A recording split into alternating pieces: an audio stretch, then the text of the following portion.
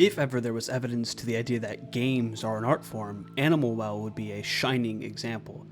I think we often forget that games are an art first and products to be bought and sold second. This is most common in the world of AAA studios and games. What once was a passion project for a couple people gets bloated beyond recognition, and all personality and charm that was once in the game is lost to corporate bureaucracy and a cash cow mentality. To the corporation, to investors, games are but a number representing dollars that they can cash in on. The fun of a game doesn't matter to them, the artistic drive of the game doesn't matter either. How many games today are released half-finished, a buggy mess, or at worst, both? How many franchises went from being beloved to devolving into microtransaction-filled tumors on the gaming landscape? Animal Well and other indie games like it are the rejection of this corporate philosophy. As I found my way through the corridors and the intricate puzzles, I found myself totally immersed in this world. Animal Well is a shockingly small game, but with an extreme level of depth. While most games released today can reach the triple-digit gigabytes of storage needed, Animal Well sits at a shockingly low 38 or 35-ish megabytes. Within those few dozen megabytes lie a series of extremely complex and intricate puzzles, wonderful art, beautiful music, and a world begging to be explored. With how well the game runs, this means that almost anyone can run it on any hardware. This is a game that can be played by everyone, and there's a certain beauty to that. While games like Call of Duty take up hundreds of gigabytes and make quick work of your hard drive, Animal Well and other indie games sit nicely in a corner respecting your storage. Animal Well is a game that respects your intelligence. It respects you as a consumer, or as an enjoyer of art. It doesn't explicitly tell you, the player, how to interact with this world, it simply allows you to figure it out organically. Your ignorance of the world and your natural progression is what ties you into the immersion. It doesn't take too long for the player to feel totally lost in this small world. Everything outside of the game becomes a blur as it begs you to explore more. In a culture dominated by attention-grabbing ads or products, Animal Well manages to captivate me in a way that almost nothing else could. It takes me back all the way to 2017 with my first playthrough of The Legend of Zelda Breath of the Wild. That game, despite being a AAA game, is a prime example of games as an art form. It changed the open world genre of games forever, and it changed my life. I have over 1,000 hours in Breath of the Wild. In today's video, I'm going to walk you through all the different parts of Animal Well that make it an amazing art piece. We're talking about everything from game mechanics, art style, sound design, all of it. The game is a diamond in the rough and has a ton of passion oozing out from every pixel, so I want to share with you not only my experience playing this game, but why it matters to the industry and how we should change our perceptions and think more about what we choose to support.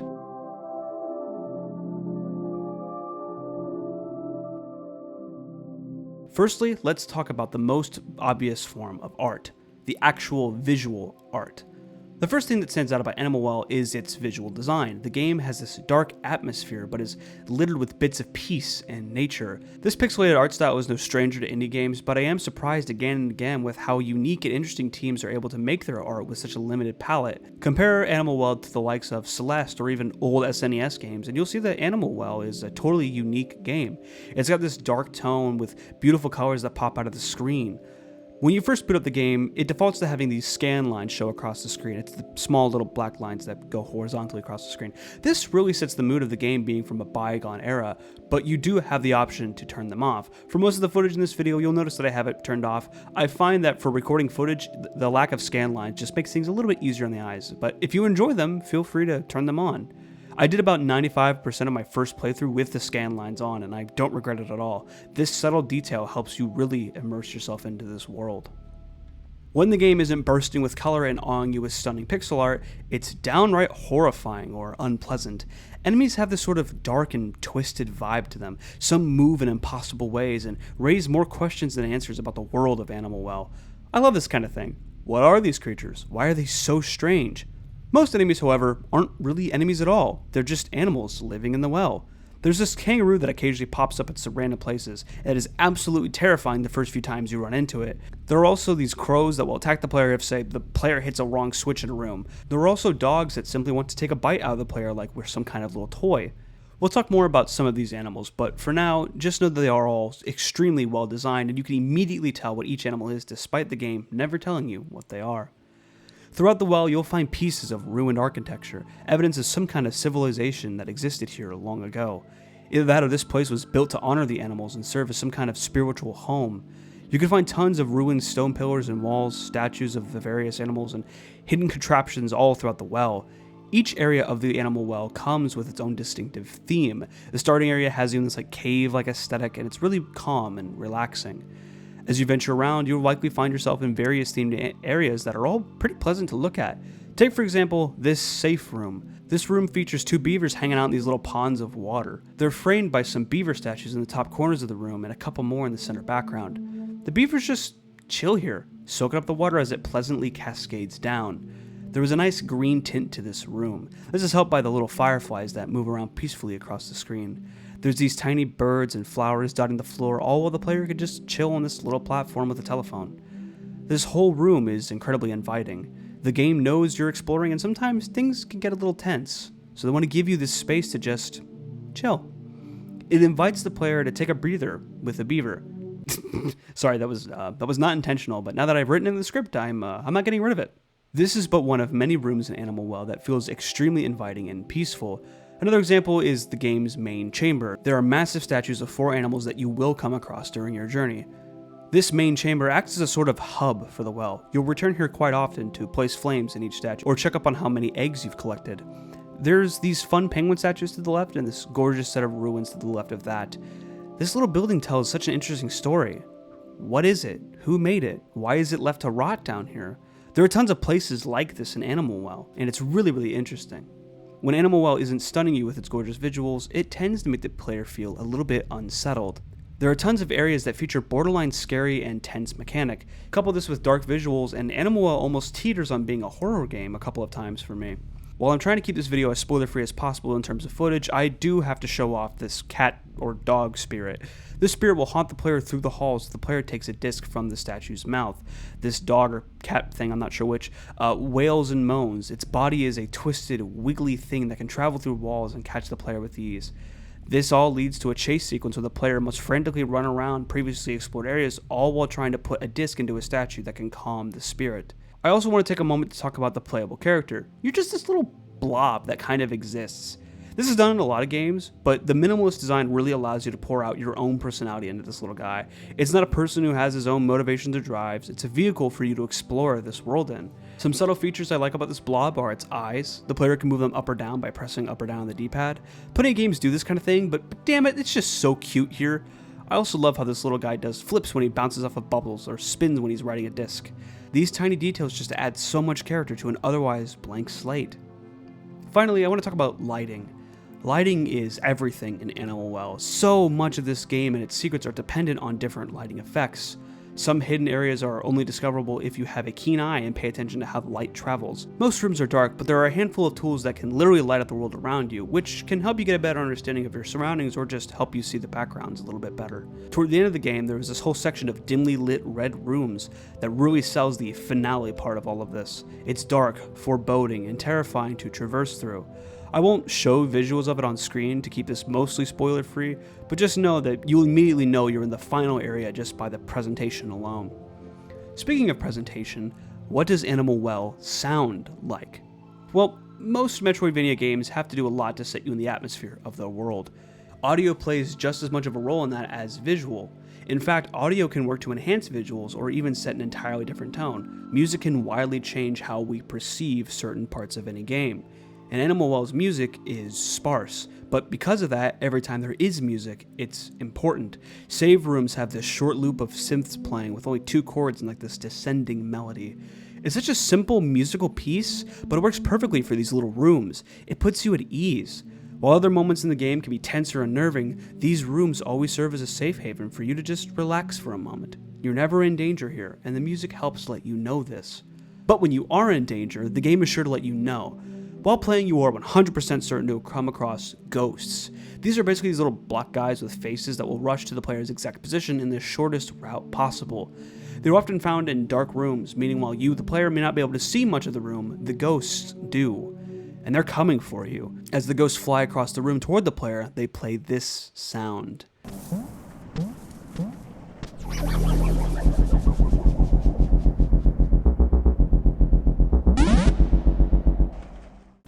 This is incredible. The first time I heard this, I felt a genuine rush of fear and awe.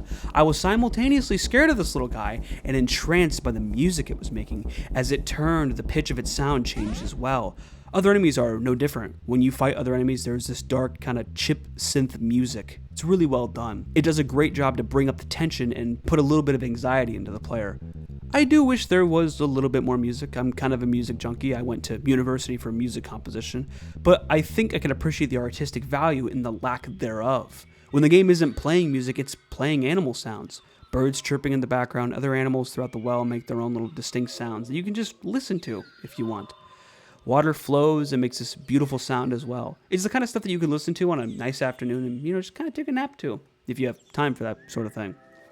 Music is deep in the veins of this game though. So many puzzles involve a tool called the animal flute, which has the player playing various little songs to unlock different things.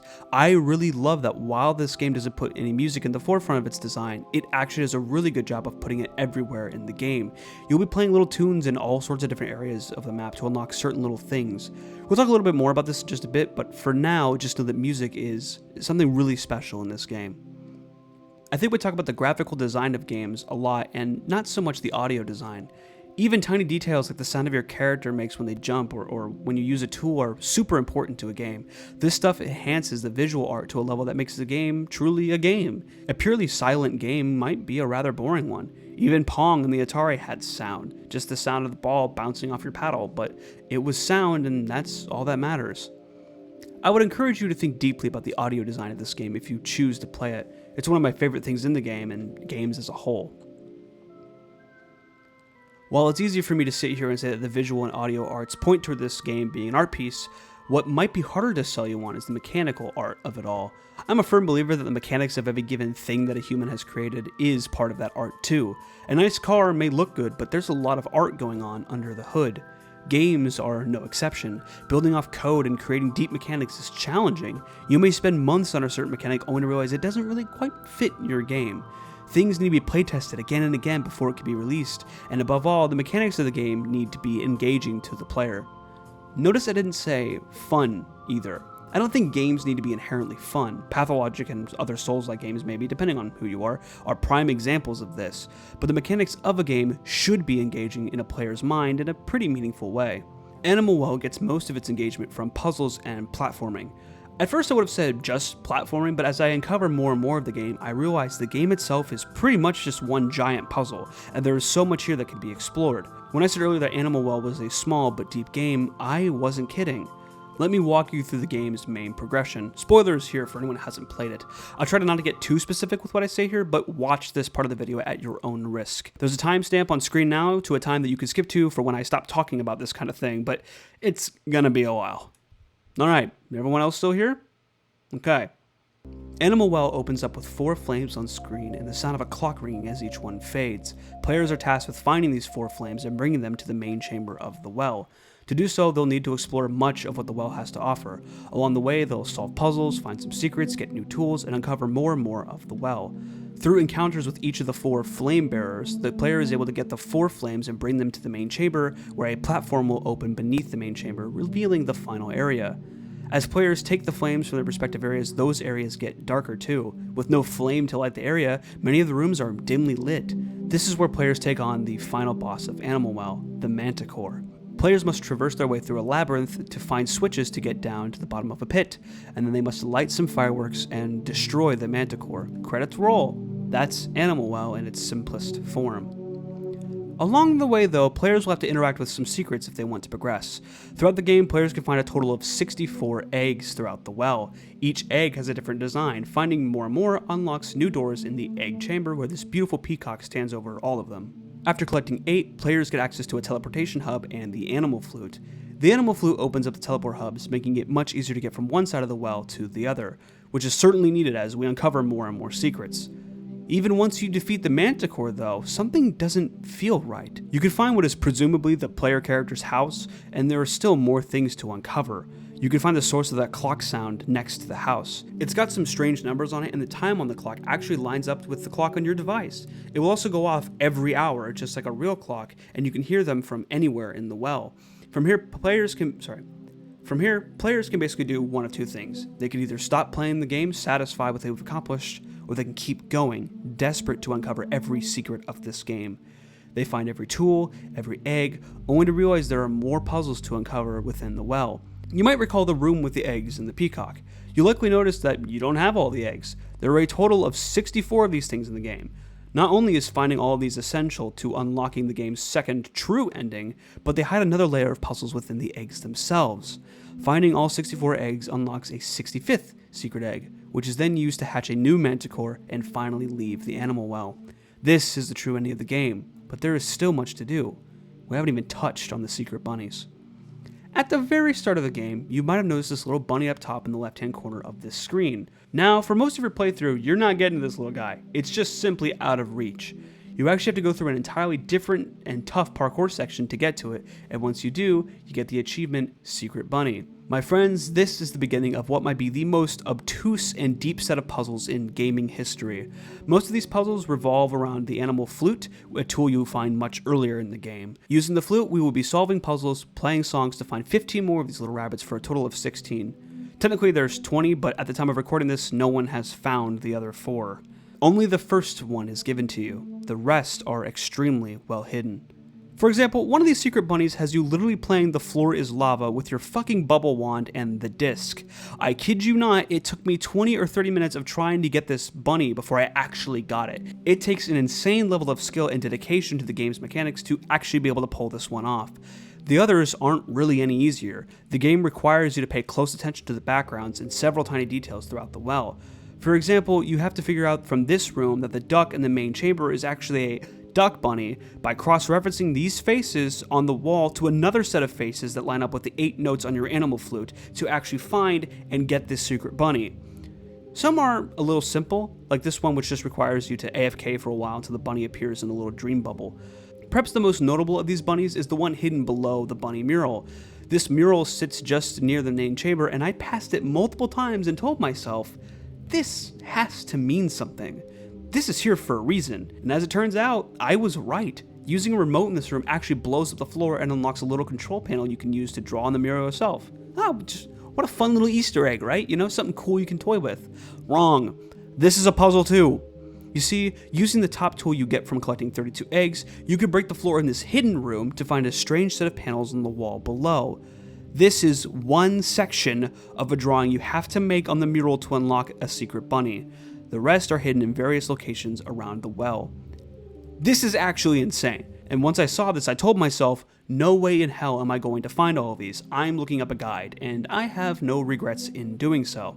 I won't go into detail about every secret bunny or every secret in the game, but I hope a few examples that I have provided speak to the insane level of depth that this game's puzzles require and expect of you. None of this is technically really required though. I imagine many players complete the 4 flames, find some or maybe all of the eggs, and just call it a day. So where is the art in all of this? I think the art in this is not only how the game presents itself in these puzzles to you, but also in how it brought about an entire community dedicated to solving these puzzles. From the beginning, the game sets you up with a puzzle. Find a way to get the 4 flames to the main chamber. How you get there is largely up to you, and the game does an excellent job of setting you up with easier puzzles that then lead to more obtuse and demanding puzzles later on. But I think the bigger art lies in how quickly these puzzles created a community dedicated to find various secrets hidden in the game. Dozens of posts across websites about this game all dive deep into solving these puzzles. It's fun to see people ask questions about puzzles I've already solved, or see how people found the solution to puzzles in a different way than I did. If that wasn't an art form, then I don't know what is. The ability to bring people together and have them discuss different things in the game is something most devs dream of. When you have a fanbase dedicated to going over every inch of your art, that feels good. As an artist, I love when people notice tiny details or ask questions about how I create my art. I imagine Bill Basso, I apologize if I butchered that, the developer of this game probably feels that very same thing on a much bigger scale. To have the art that you worked on for years be so beloved is something to be cherished. As a creator, seeing how people interact with our creations is often what drives us forward. It's you guys that keep us going, as well as our undying need to tell stories and have ideas put out there. To that extent, Animal Well is undoubtedly art. The pieces of it are art, sure, such as the visuals and the audio, but the game in its entirety is a work of art that should be cherished and loved. I talked briefly in my Apex Legends video how the gaming industry as a whole is doing pretty poorly right now. Mass layoffs and little hope for the future is everywhere as games keep coming out half-baked or a buggy mess. Amidst the chaos, there are a few AAA studios out there that stand tall and make good content, but that number is either dwindling or the number of unfinished games is rising. At the beginning of this video, I said that games are sometimes seen as products first and art pieces second. This is sadly true for most forms of art. In the world of art, there are always groups of people who are in it only for the money. These are the big executives who control record labels or boards of directors in gaming companies. Many people making the major decisions for these companies don't know anything about the art that they are in direct control of, or they don't understand what it takes to make good art. They see the company as an investment tool only, and their profits come first. After all, why should I invest in something if I don't see an immediate return on that investment? But the nature of art conflicts with this profit-driven mentality. Art can be rushed if that is the intentional goal of the piece of art. Limiting oneself can be a purposeful part of creating art. Take Making an Album in a Day by Rob Scallon as a prime example of this. You can find these videos on YouTube and they're genuinely interesting. What can you get done in a limited time? Likewise, limiting yourself in terms of the tools you have can also be freeing in a way. You could choose to set boundaries and rules about the piece you're making that can lead you to do some really interesting stuff. For example, imagine you're painting a landscape painting, but you're only doing it in shades of blue and pink. That might be a really interesting way to find creative ways to incorporate these two colors. The painting you create will change simply based on the nature of your limitations. All of this is to say that creative limitations can work if done intentionally by the artists. But when you set strict deadlines on games, you cut the whole team down via massive layoffs, killing morale among the remaining devs, you're going to get a game that wasn't made from passion, but one made from obligation. This leads to burnout, to unfinished games, to poor sales, to negative reviews, the works. Some prime examples of this very thing happening in recent gaming history are Cyberpunk 2077, Battlefield 2042, Fallout 76, most modern Call of Duty games, modern Assassin's Creed games, etc., etc. The burnout is there and the stress on the dev teams is visible. The studio executives demand more and more impressive games with the same deadlines as 10 years ago. Gotta have those annual release dates, am I right? How else would the company stay afloat? Surely not by giving the devs room to breathe and, let them make a game that people actually want to buy, right? Right? There are, again, a few companies out there that still do things the right way. As much as Nintendo does wrong, they are probably the biggest example I can think of this kind of thing. If a game needs delayed, they delay it. Take Breath of the Wild, for example, which was originally supposed to release in 2015, which then got delayed to 2016. Someone can fact check me on that in the comments, I'm too lazy.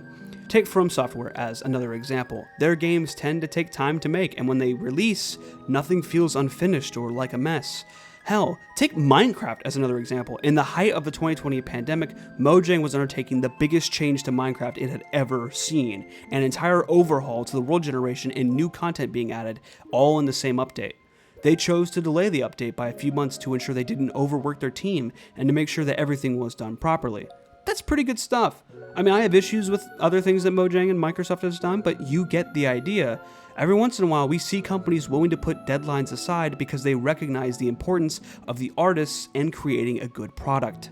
Quality matters a lot more than quantity. Hell, even this can be seen on my own channel. For a bit, I was making 3 video essays a week. This is unsustainable and I don't recommend anyone try it. These videos didn't really pop off until I spent weeks on a massive video critiquing Minecraft's progression. Now, I have disagreements with myself in that video, but I do still think it was a good video overall. Rewatching it kind of reminds me of how much effort I put into it. I essentially wanted to do a H-Bomber-Guy-esque video, but about Minecraft, and I think it worked. That video has over 500,000 views, probably closer to 1 million now. It's astonishing. Since then, I've taken on more of a personalized focus with my channel. I've been trying to balance between making Minecraft content that many subscribers have subbed before, only to realize that it doesn't really matter. This is my art, and while I make it in part for you guys, at the end of the day, I make it for me. Animal Well has helped me realize this. It has shown me what an engaging piece of art made by one guy can turn out like. If I hunker down, really focus on what I want to accomplish, I can make anything I want. And you can too. Animal Well is a testament of the human ability to create and thrive in a landscape dominated by things larger than ourselves. While the world, in this case I guess the gaming industry, may seem like it moves against this in a way that is impossible to break the mold, small developers continue to do it time and time again. Animal Well represents that for me. And I think if you take the time to play this game and consider how its art may reflect the love and passion and labor of its developer, you may begin to consider the love, the passion, and the labor that you make in your own art. Whether it be making burgers at the local diner or woodcutting at home as a hobby, all of what you do is art. Find something you love and go make it. Make your mark, create something to be remembered by yourself and others. I think, for me anyway, art like this is deeply tied to who the artist is. It's not just some code, it's not just some pretty colored pixels in a particular shape, it's a reflection of the person making it. In that sense, you're getting a view into who that person is. They're projecting themselves out into the universe to see if anyone will gaze at them. And if nobody does, so be it. At least they created something. That's the heart of art, if you ask me. That's what I think of when I'm playing Animal Well. It genuinely has caused me to self-reflect on my own art. It's a really, really impressive game. I don't know if everyone will take away the same experience that I've had, but I hope at least my video on the game can help you appreciate the game a little more and what it represents, the artist who created it. It is for these reasons I strongly recommend you buy this game. Hell, buy it more than once if you want. I have it on Steam for the purposes of this video, but I'm seriously considering getting it again on the Switch just to be able to play it on the go.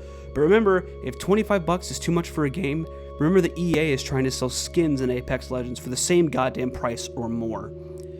Your money can be well spent when put into the hands of the right people. Anyway, that's the video. If you want to see more of my content, hit subscribe and check out my other videos on other games.